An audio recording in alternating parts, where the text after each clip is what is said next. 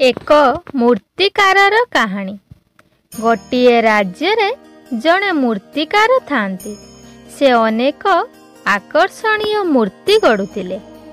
सेही मूर्ति गुड़िक एते जीवंत परी अनुभूत हेउथिला जे हठात केही लोक मनुष्य एवं मूर्ति मध्यरे भिन्नता जानी पारु नथिले। मूर्तिकार निजर जीवन काल को सेही मूर्ति गढ़िबारे समर्पित करि देइथिले। बहु दूर दूरांतरु लोक माने बहुमूल्य प्रदान करी सेही मूर्ति गुड़िक क्रय करुथांती। धीरे धीरे मूर्तिकारंकर अहंकार बढ़िबाकु लागिला। से सर्वदा निजकु श्रेष्ठ मूर्तिकार रूपे परिगणित करुथिले। एमिति किछि दिन गला। मूर्तिकारंकर आयु शेष हेला। जमदूत मूर्तिकारंकु नेबा पई आसिले। मूर्तिकार मने मने स्थिर कले जे से निजर कला माध्यम रे जमदूतंकु मध्य भ्रमरे पकाई पारिबे।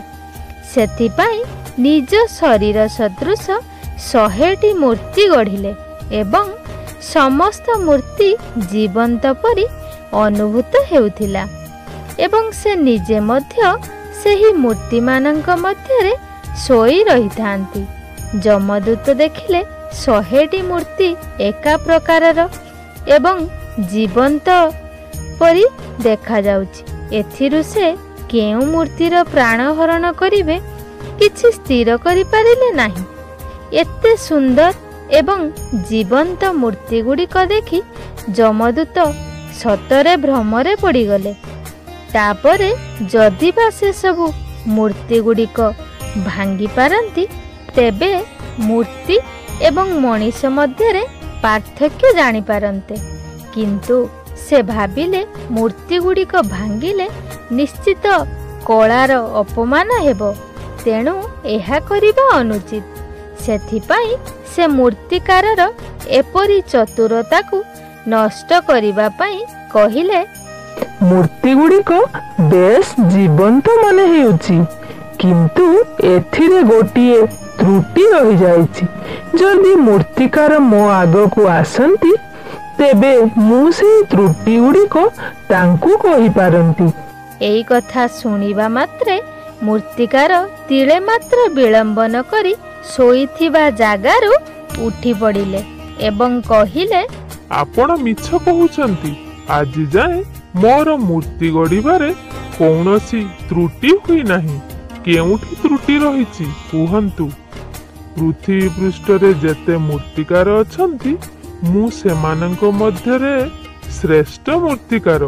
तेणु मोर केबे भी त्रुटि हुई न पारे। जमदूत हसी हसी कहिले, आपण ठीक कहछंती मूर्तिकार, किंतु आपणक कलारे कौनसी त्रुटि नाही सत।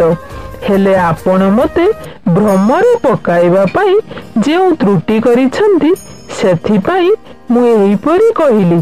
एबे आपणकर समय सरी जाइछि, तेणु मो सह चालंतु।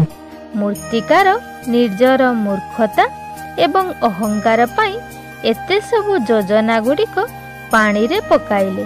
तापरे जमदूत मूर्तिकारर प्राण नहीं सेठारु चलीगले।